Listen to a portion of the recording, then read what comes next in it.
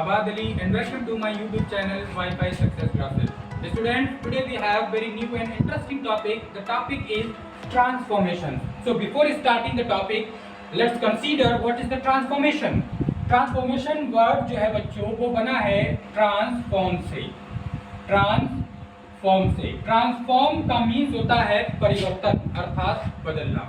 पर ये बदलना या परिवर्तन करना ये आम शब्द नहीं है, इसमें कुछ स्पेशलिटी है। स्पेशलिटी ये है कि जब हम किसी सेंटेंस की ट्रांसफॉर्मेशंस करते हैं, इट मीन्स ये जो हेडिंग पड़ी है ट्रांसफॉर्मेशंस, इसकी पूरी हेडिंग या पूरा मीनिंग हुआ ट्रांसफॉर्मेशंस ऑफ सेंटेंसेस, यानी कि वाक्य परिवर्तन, वाक्यों का परिवर्तन। तो यहाँ पर स्पेशलिटी ये है कि जब हम किसी वाक्य को परिवर्तित करते हैं तो हम वाक्य को परिवर्तित करते हैं। वाक्य को परिवर्तित करने में उस वाक्य का रूप तो बदले बट उसका अर्थ ना बदले, यानी कि without changing the meaning of the sentence we have to change the sentence and that is called transformation. जब हम किसी सेंटेंस को इस प्रकार से बदलते हैं कि सेंटेंस के बदलने पर उस सेंटेंस का रूप तो बदले बट उसका अर्थ ना बदले, इसी को ट्रांसफॉर्मेशन कहते हैं। ट्रांसफॉर्मेशन कई सारे रूल्स के द्वारा की जाती है, जिसमें आज हम सबसे पहला रूल पढ़ेंगे वो ये है by removal of too. By मतलब के द्वारा, रिमूवल हटाकर, ऑफ टू टू को हटाकर। इट मींस आज आपके सामने ऐसे सेंटेंसेस दिए जाएंगे जिनमें टू दिया रहेगा। आज आपके सामने ऐसे सेंटेंसेस दिए जाएंगे जिसमें टू दिया रहेगा। टू जो कि एक एडवर्ब है, यहाँ पर एडवर्ब टू दिया रहेगा और आपको इस एडवर्ब टू को हटाकर सेंटेंस को ट्रांसफॉर्म कर देना है, मीन्स चेंज कर देना है, बदल देना है। दूसरी अगली बात, ये जो टू होता है ये नेगेटिव सेंस देता है। जहां पर ये टू लग जाता है इसका आशय होता है कि उस सेंटेंस में वो व्यक्ति इत्यादि उस कार्य को करने में सक्षम नहीं है, यानी कि टू का जो अर्थ होता है वो नेगेटिव होता है। नेगेटिव सेंस में टू का यूज किया जाता है। इसलिए जब हम टू को हटाकर सेंटेंस में परिवर्तन करेंगे तो आप देखिएगा किस प्रकार से परिवर्तन होते हैं। तो सबसे पहले मैं आपको बता दूं कि टू को हटाने पर आप जब सेंटेंस को परिवर्तन करेंगे तो इसमें 2 से 3 पॉइंट आपको खास तौर से याद रखने हैं। सबसे पहले आप इस टू को हटाएंगे तो आप यहाँ पर सो, मोस्टली सो का यूज होता है, कभी कभी यहाँ पर आल्सो भी यूज हो सकता है, या इसके अलावा एक्सट्रीमली भी यूज हो सकता है। ये सेंटेंस तय करेगा कि क्या यूज होने वाला है। एक्सट्रीमली पूरा नहीं लिखा है, स्पेस नहीं था। सो, आल्सो, एक्सट्रीमली, इनमें से कोई शब्द बदल दिए जाएंगे टू को हटाकर। दूसरा देखें कि इसमें यदि एक और टू आया जो कि आपका इंफिनिटिव का काम करेगा, अगर इस प्रकार से टू आया तो उस टू को दैट में परिवर्तन कर दिया जाएगा। अगली बात कि जब ये परिवर्तन किए जाते हैं, इस टू को सो, आल्सो या सम टाइम, एक्सट्रीमली जो कि यहाँ पर इनकम्प्लीट लिखा हुआ है, और इस टू को दैट में बदला जाता है, तो एक काम और अनिवार्य तौर पर हो जाता है, वो ये कि अगर वो सेंटेंस प्रेजेंट हो तो उसमें कैन नॉट, और अगर पास्ट हो तो उसमें कुड नॉट का भी यूज होता है। कैन नॉट जिसे आप कांट लिख सकते हैं और कुड नॉट जिसे आप कुडंट लिख सकते हैं। उसके बाद स्टार्ट करते हैं, चलिए सेंटेंसेस। अब आप सेंटेंसेस देखेंगे, इसमें कोई खास स्पेशल रूल नहीं है, पर इतनी बातें आपको ट्रांसफॉर्म करने के लिए काफ़ी हैं। आपको सेंटेंसेस का ट्रांसफॉर्मेशन करने के लिए इतनी 3 से 4 बातें सफिशिएंट हैं। सो लेट्स स्टार्ट करते हैं। सबसे पहला सेंटेंस है बच्चों हमारे सामने, he is too proud to learn English. तो इसका मतलब आप पहले ये देखें कि यहाँ पर आया टू, एक ये है और एक टू ये है। तो ये जो टू लगा है ये यही एडवर्ब टू है जिसका सेंस नेगेटिव है। और क्या सेंस नेगेटिव है? ही इज टू प्राउड, वह बहुत ज्यादा घमंडी है। टू लर्न इंग्लिश, इसका मतलब क्या है? बहुत ज्यादा घमंडी है, उसका घमंड उसके आड़े हाथों आ जाएगा और यहाँ पर नेगेटिव सेंस हो जाएगा, इसलिए वह अंग्रेजी नहीं सीख सकता। तो यहाँ पर नॉट ना दिए होने के बावजूद भी इस टू में नेगेटिव सेंस है। इट मीन वह इतना प्राउडी है, यानी कि इतना वो प्राउड से भरा हुआ है कि वो इंग्लिश नहीं सीख सकता। तो ये कैसे बनेगा, इसे कैसे हम ट्रांसफॉर्म करेंगे, लाइए देखते हैं, बताते हैं। सबसे पहले मैंने बताया कि आपको जब आप इसे चेंज कर रहे हो तो आप क्या करेंगे, इस टू को सो में बदलेंगे। इसे सो में कब बदलेंगे? जब एक यहाँ पर टू दिया हो और एक यहाँ पर टू दिया हो तो मोस्टली इस वाले टू को सो में ही बदला जाएगा। फिर भी परिस्थितियां हो सकता है, बताएं कुछ और भी हो सकता है, ऐसा नहीं है कि सिर्फ और सिर्फ यही रहेगा। तो इस टू को सो में बदल देंगे और इस टू को बदल देंगे दैट में।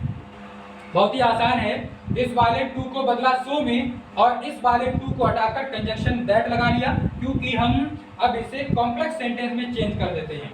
उसके बाद क्या करेंगे, ये जो इसका पहला सेंटेंस, इसमें जो ही सब्जेक्ट दिया है, इस ही सब्जेक्ट को उठा के हम यहाँ पर रख लेंगे। ये वाला उठाया और ला के यहाँ रख लिया, ये ही यहाँ पर रख लिया, क्योंकि इसमें एक अगला सेंटेंस जोड़ने जा रहे हैं जो कि क्लॉज कहलाएगा, तो यहाँ पर जोड़ लिया। उसके बाद सेंटेंस इज लगा है तो प्रेजेंट है। अभी बताया था कि प्रेजेंट आए तो कांट और पास्ट आए तो कुडंट आप कर देंगे। तो यहां पर आप कर दे ही कैन नॉट,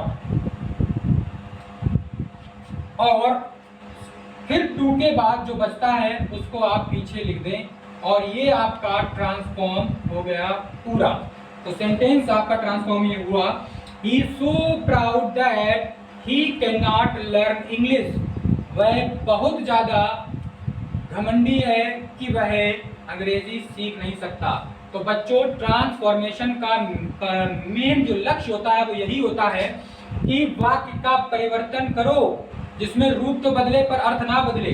तो ऊपर दिए गए सेंटेंस जो है, ये जो सेंटेंस दिया है, he is too proud to learn English, इसमें और नीचे जो सेंटेंस दिया है इन दोनों में ही he is so proud that he can not learn English, दोनों में जो मीनिंग है, अर्थ है, वो सेम है और सेम ही रहना चाहिए। अगर सेम नहीं रहता है तो आपकी ट्रांसफॉर्मेशन ठीक नहीं है, इट मींस गलत हो जाएगी। चलिए अगला देखते हैं जो सेम टू सेम इसी प्रकार का है। She is too fat to move any more, too fat means मोटी, वह बहुत मोटी है।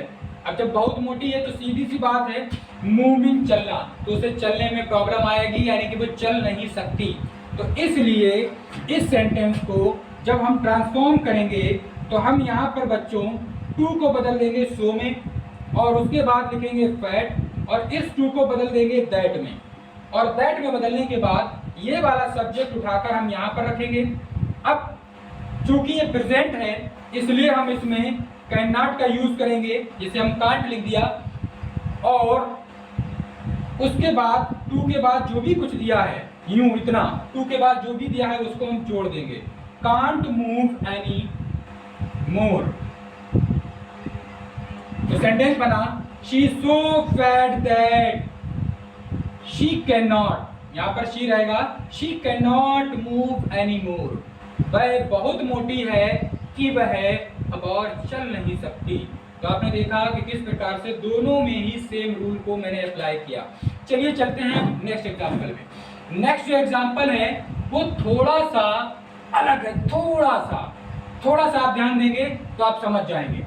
The news is too good to be true, यानी कि जो न्यूज है, समाचार है, इतना अच्छा लग रहा है कि अच्छा लगने के मुताबिक ऐसा लग रहा है कि ये सच हो ही नहीं सकता। तो इसे बनाते हैं। तो देखो इसमें क्या करेंगे, आप देखेंगे एक परिवर्तन इसमें एक्स्ट्रा हो जाएगा। The news is so good, अब इस टू की जगह पर दैट लगाया। अब देखिएगा द न्यूज यहां पर सब्जेक्ट आएगा। अब द न्यूज यहां पर हमें सब्जेक्ट लाना है, तो हम द न्यूज को ना रख कर हम यहां पर इट रखेंगे। क्यों रखेंगे? क्योंकि इस सेंटेंस में हम द न्यूज को यूज कर चुके हैं। और आप ये बात जानते हैं, एक बार नाउन को यूज करने के बाद उसके बाद हम उसकी जगह पर प्रोनाउन का यूज करते हैं। तो न्यूज को हम यूज कर चुके हैं, इसलिए यहाँ पर हम न्यूज दोबारा नहीं रखेंगे, उसकी जगह पर हम इट का प्रयोग कर लेंगे। और बच्चों, जब हम इट का प्रयोग कर लेंगे और टेंस प्रेजेंट है तो यहाँ पर लिखेंगे हम कैन नॉट, और उसके बाद लिखेंगे हम इसको बी ट्रू। तो क्या हो गया? The news is so good that it can not be true. समाचार इतना अच्छा है कि ये सच तो हो ही नहीं सकता, क्योंकि अच्छे समाचार बड़ी मुश्किल से मिलते हैं। नेक्स्ट एग्जांपल देखो, नेक्स्ट भी इसकी तरह है। Tea is too hot to take, tea is too hot to take, यानी कि टू हॉट बहुत गर्म, चाय बहुत गर्म है। अब जब बहुत गर्म है तो क्या होगा कि हम उसे पी नहीं सकते। चाय जब बहुत गर्म है तो हम उसको पी नहीं सकते। तो ये सेंटेंस हम आपको एक से अधिक प्रकार से बना के दिखाएंगे। तो ये सेंटेंस आपको जब हम बनाएंगे तो आपको क्या करना है, लिखना है टी इज सो हॉट। इस टू को बदल दिया सो में, और इस टू की जगह पर आप लिखेंगे दैट। तो आप एक बार फिर याद करें कि इसका सब्जेक्ट टी यहां पर ना रखकर अब हम टी की जगह पर इट का प्रयोग कर लेंगे। अब आप सोचेंगे, शायद आप में से कुछ बच्चे ऐसे हों जो कंफ्यूज हो रहे हों कि आखिर न्यूज की जगह पर इट क्यों रखा, यहाँ पर टी की जगह पर इट क्यों रखा। क्योंकि जो नॉन लिविंग थिंग्स होती हैं, बेजान चीजें, उनके लिए हम इट का यूज करते हैं। अगर लिविंग थिंग्स हैं जैसे कि व्यक्ति है तो उसके लिए ही, व्यक्ति में महिला है, लड़की है तो शी, अगर वो बहुवचन है तो दे का यूज किया जाता है। उसी प्रकार से न्यूज जो कि नॉन लिविंग बेजान चीज है, इसलिए यहाँ पर हमने इट का यूज किया। दोबारा न्यूज रखना उचित नहीं है। इसी प्रकार से टी को दोबारा लिखना उचित नहीं है, इसलिए हम उसकी जगह पर इट का यूज कर लेंगे। क्योंकि ये भी प्रेजेंट है और प्रेजेंट में आपको लगाना है कैन नॉट, कैन नॉट। अब यहाँ पर आप ध्यान दें कि जब भी बेजान चीज दी गई हो, या फिर आप ये सोचो कि इट का प्रयोग किया गया हो, यहाँ पर इट का प्रयोग किया गया हो, तो आप यहाँ पर बी लगा लें, जैसा इसमें भी लगी थी बी। वहां पर ऑटोमेटिक पहले से ही थी, इसलिए मुझे बतानी नहीं पड़ी। लेकिन यहाँ पर नहीं दी गई है, इसलिए मुझे बतानी पड़ रही है कि जो सेंटेंस इट से शुरू हो तो उसमें कैन नॉट या कुड नॉट के साथ बी भी लगा लें, और फिर बचता क्या है, टेक। और फिर जब टेक को लिखेंगे तो वो लिखेंगे टेकन। अब आप सोचेंगे टेकन क्यों हो गया, तो इसको भी समझ लें कि जब भी कोई वर्ब बी के साथ लिखी जाएगी, कोई भी वर्ब जब बी के साथ लिखी जाएगी तो वो सदैव थर्ड फॉर्म में ही लिखी जाएगी। बस इतना सा आप याद रखें। कोई भी वर्ब अगर बी, ये होना वाला बी यहाँ पर लिखते हैं बताने के लिए, इस बी के साथ लिखी जाएगी तो हमेशा इस बी के साथ वर्ब की थर्ड फॉर्म आएगी। कुछ परिस्थितियों में आईएनजी फॉर्म भी आ सकती है, लेकिन यहाँ पर आपको याद रखना थर्ड फॉर्म ही आएगी। तो इसलिए बी टेकन। ऐसा क्यों हुआ? ऐसा इसलिए हुआ क्योंकि इसमें इट आया हुआ है, नॉन लिविंग थिंग की बात की गई है, इसलिए ये सेंटेंस जो है वो पैसिव वॉइस में चला गया। और जब पैसिव वॉइस में जाता है तो आपको याद होगा, अगर आपने एक्टिव पैसिव के वीडियोस देखे होंगे या पढ़ा होगा तो आप देखेंगे कि उसमें कैन के साथ में, कुड के साथ में बी लगाकर थर्ड फॉर्म लगाते हैं तो वो पैसिव वॉइस सेंटेंस बन जाता है। तो इसलिए हो गया it can not be taken, इसको पिया नहीं जा सकता। नाउ अब अगली बात देखें, इस सेंटेंस को हम दूसरे शब्दों में भी बना सकते हैं। कितना? इतना हम दोबारा दूसरे शब्दों में बना सकते हैं। कैसे बना सकते हैं? देखो, ऐसे बना सकते हैं। जब टी बहुत ही ज्यादा गर्म है तो उसको पीना सभी के लिए एक प्रॉब्लम है, यानी कि सभी को, हमें और आपको सभी को चाय को पीने में प्रॉब्लम होगी। तो सबको होगी, और हम सब क्या है? हम। तो आप यहाँ पर सब्जेक्ट बना लें we.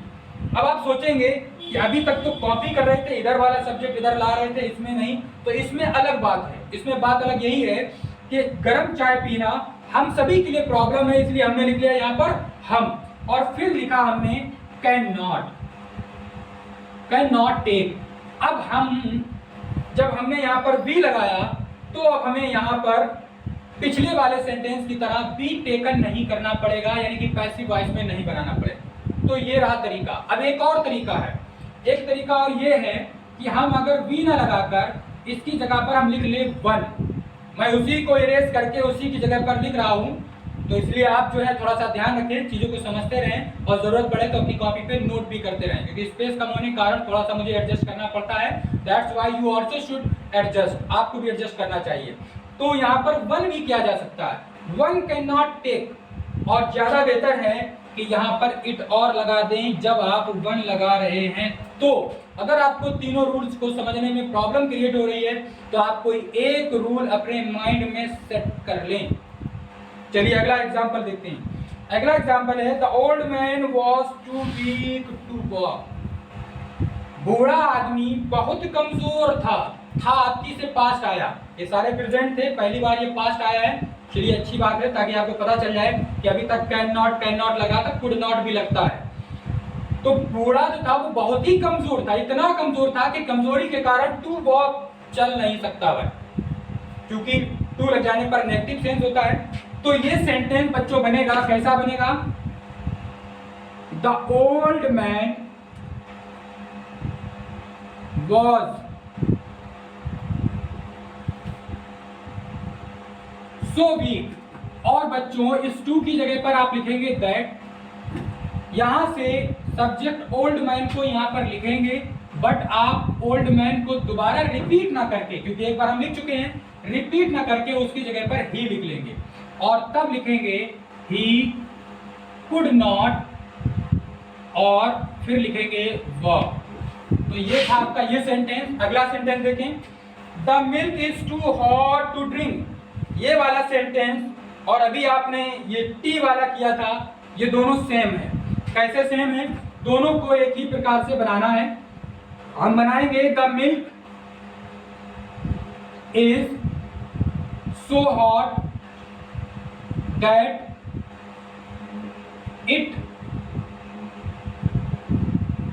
Can not be drunk.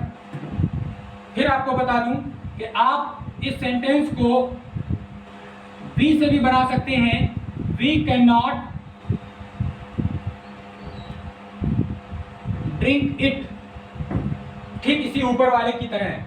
आप इसे वन से भी बना सकते हैं, वी की जगह पर वन का भी यूज कर सकते हैं। तो ये थे बच्चों, बहुत ही इजी थे।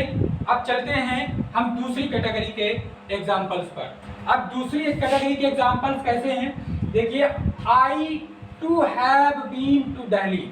अब यहाँ पर याद रखें, इसमें जो आया टू है वो पीछे आ रहा टू नहीं है। इन सभी सेंटेंसेस में जो टू आया था, ये टू और यहाँ पर आया टू में फर्क है। क्या फर्क है? यहाँ पर आया हुआ टू इंफिनिटिव था और यहाँ पर आया हुआ टू प्रीपोजिशन है। कैसे पहचानेंगे? जब टू के साथ वर्ब दी और वर्ब भी फर्स्ट फॉर्म दी रहेगी तो वो इंफिनिटिव है। तो आपके रूल्स ये थे जो भी आपने किए, लेकिन अगर टू के बाद कोई नाउन दिया हो तो वो प्रीपोजिशन है। तो ये है दोनों में डिफरेंस। तो यानी कि इधर वाला रूल इधर नहीं लगना है। चलिए देखते हैं कैसे इन एग्जांपल्स को हमें सॉल्व करना है। तो देखिए, I too have been to Delhi, मैं भी, यहाँ पर इस टू का जो अर्थ है वो भी है, और इधर वाले एग्जांपल्स में जो टू का अर्थ था वो था बहुत, यहाँ पर भी, उधर था बहुत, और भी का जो दूसरा अर्थ होता है वो होता है आल्सो। तो आप ऐसी सिचुएशन में टू को आल्सो में बदल देंगे और सेंटेंस हो जाएगा I also have been to Delhi, मैं भी दिल्ली में ही हूं। इसका अर्थ ये हुआ, कंफ्यूज मत होना। नाउ सी द नेक्स्ट भी ऊपर वाले की ही तरह है। Cotton is grown in India too, cotton Bharat में भी, इस टू का अर्थ है भी, उत्पन्न की जाती है या पैदा की जाती है, उगाई जाती है। तो इसको भी आप ऊपर वाले की ही तरह बना लेंगे, हो जाएगा cotton is grown in India, और यहां पर लिख दें आल्सो। तो इन दोनों में आल्सो से हमने टू को परिवर्तन कर दिया और इनका मीनिंग नहीं बदला और ट्रांसफॉर्मेशन हो गई। अब हम देखते हैं अगला। अगला कुछ अलग है। क्या अलग है? You are being too kind. आप बहुत दयालु हो गए हैं या आप बहुत दयालु हैं। तो यहां पर जो टू का अर्थ है वो है बहुत, ठीक वैसे ही जैसे पीछे था, बट इसमें इंफिनिटिव नहीं दिया है, टू के साथ कोई वर्ब नहीं दी है। तो यानी कि आधा रूल ऐसा है जो पीछे है बट आधा नहीं है। तो इसलिए क्या करेंगे, जब सिर्फ TOO दिया हो और दूसरा वाला टू ना दिया हो तो आप क्या करेंगे, तो आप इसे परिवर्तन करते समय कर देंगे यू आर बीइंग,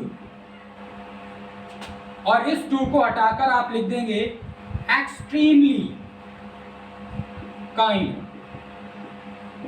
टू को हटाएंगे और क्या कर देंगे, extremely.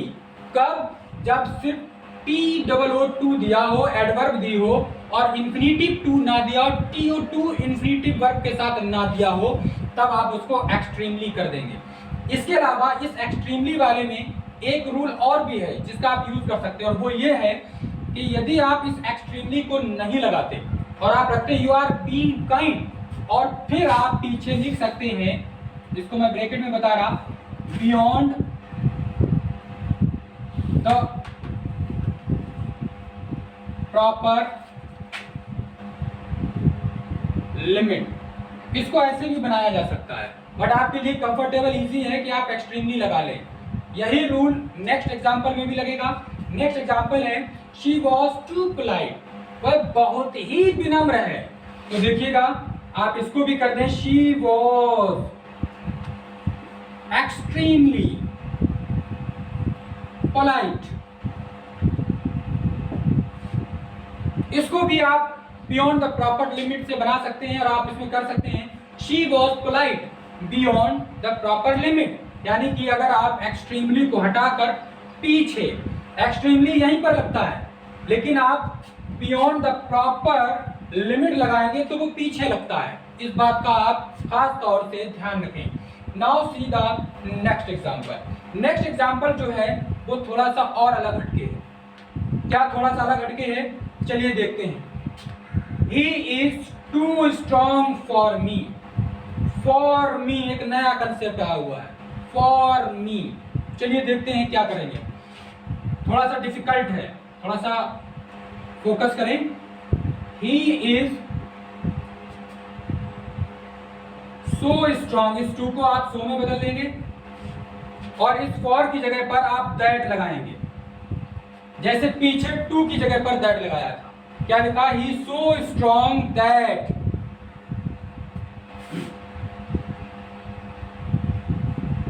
I am no match for him.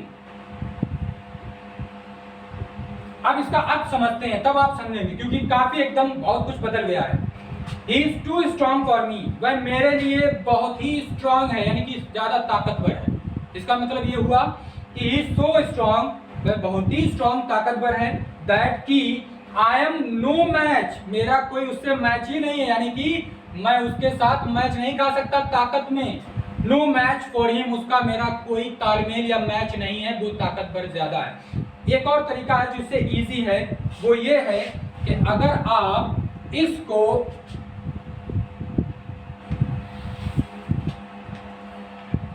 इस तरह से बनाएं, इस आप टू स्ट्रॉन्ग की जगह पर आप लिखें ही इज स्ट्रॉन्गर, कंपैरेटिव डिग्री में बदल दें ही is stronger.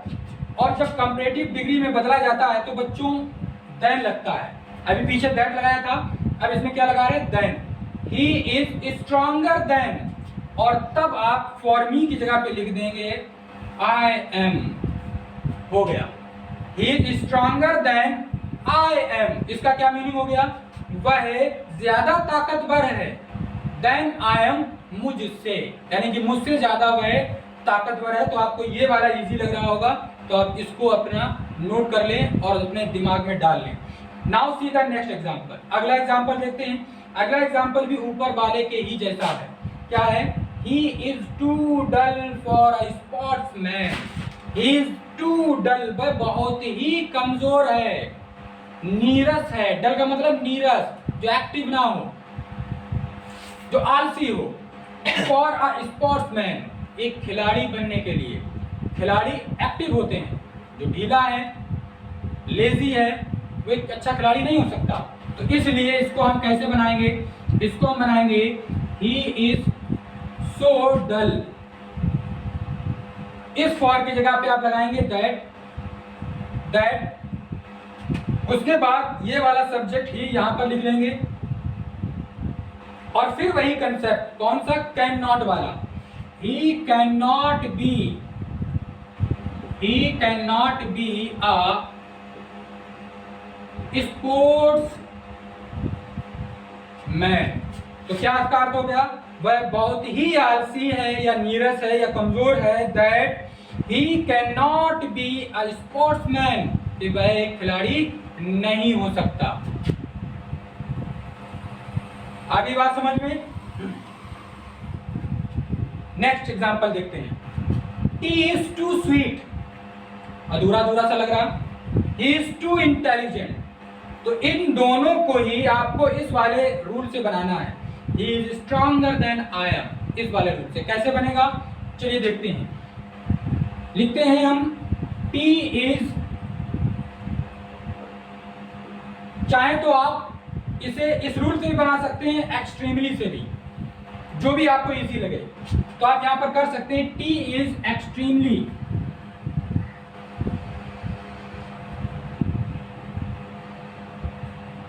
T is extremely sweet, पहला तरीका। दूसरा देखिएगा क्या करते हैं हम। दूसरा तरीका, अब हम कंपैरेटिव डिग्री में ले जाते हैं। टी इज स्वीटर, और जब कंपैरेटिव डिग्री बच्चों लगती है तो दैट की जगह पर देन लगता है, तो हो जाएगा टी इज स्वीटर देन, और टी के लिए इट लिखेंगे और फिर लिखेंगे शुड बी। तो चलिए देखते हैं क्या अर्थ होता है इसका। T is sweeter than it should be, चाय जो है जितनी मीठी होना चाहिए उससे ज्यादा मीठी है, क्योंकि ऊपर वाले का अर्थ ही यही है। टी इज टू स्वीट, चाय बहुत मीठी है, ऐसे नहीं चाय बहुत मीठी है, चाय बहुत मीठी है। ये जो मुंह टेढ़ा मेढ़ा करके मैंने आपको बताया ना, यही एक्सप्रेशन चाहिए। चाय बहुत मीठी है, इसलिए क्या कहा? T is sweeter than it should be, चाय जितनी मीठी होना चाहिए उससे ज्यादा है। जबकि आप इसे एक्सट्रीमली से भी बना सकते थे, नो प्रॉब्लम। तब आप लिखते टी इज एक्सट्रीमली, सिर्फ टू को हटाते और आप एक्सट्रीमली लिख देते। और फिर मैंने आपको यह भी बताया था कि जिसमें एक्सट्रीमली होता है, उस एक्सट्रीमली को अगर आप हटा दें तो पीछे आप क्या कर सकते हैं? Beyond the proper limit. It means एक सेंटेंस को आप तीन तरीके से बना सकते हैं। सबसे पहला आपके सामने है, दूसरा टू को हटाएं एक्सट्रीमली लिख दें, तीसरा टू को हटाएं और पीछे जाकर बियॉन्ड द प्रॉपर लिमिट लिख दें, क्योंकि बियॉन्ड द प्रॉपर लिमिट का भी मतलब वही होता है जो यहाँ पर लिखा है ये it should be. It should be का मतलब जितना होना चाहिए उतना, वही होता है बियॉन्ड द प्रॉपर लिमिट, उसकी जो लिमिट है उससे ज्यादा, यानी कि चाय जितनी मीठी होना चाहिए उससे ज्यादा। तो आप इसका यूज करके इस सेंटेंस को बना सकते हैं। इट शुड बी लगा लें तब भी बन जाएगा, तब ये कंपैरेटिव डिग्री में जा रहा है। और अगर आप टू को हटाकर आप वहां पर एक्सट्रीमली लिख दें तब भी आपका सेंटेंस बन जाएगा। और इसी सेंटेंस की तरह अब ये जो लास्ट वाला है वो भी है, जिसमें आप क्या कर सकते हैं? सबसे पहला कि आप इस टू को हटाकर इसकी जगह पर एक्सट्रीमली लिख सकते हैं, आपका ट्रांसफॉर्मेशन हो जाएगा। इसके अलावा इस टू को हटाकर पीछे क्या लिख दें? बियॉन्ड द प्रॉपर लिमिट, तो भी आपका ट्रांसफॉर्मेशन हो जाएगा। और तीसरा वाला जो मैंने ये वाला रूल लिखा था, इसकी तरह मैं लिखने जा रहा हूं, वो आप देख लें। क्या लिखा? He is more intelligent, more intelligent then